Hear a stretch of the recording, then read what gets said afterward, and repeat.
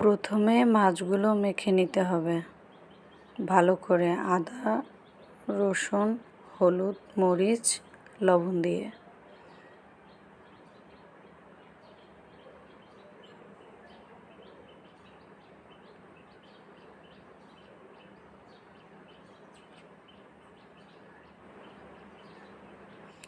এরপরে আরেকটি পাতিলে তেল গরম করে তাতে মাছ দিয়ে দিতে হবে।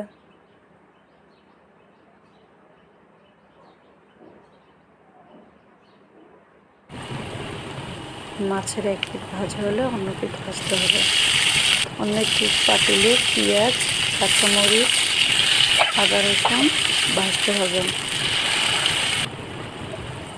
মশলা কষানোর জন্য পানি দিতে হবে।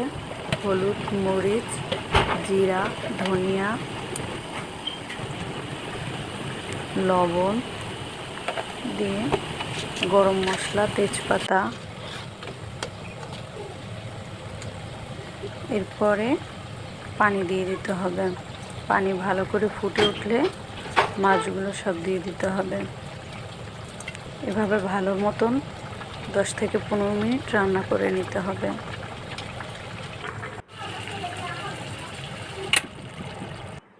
এরপরে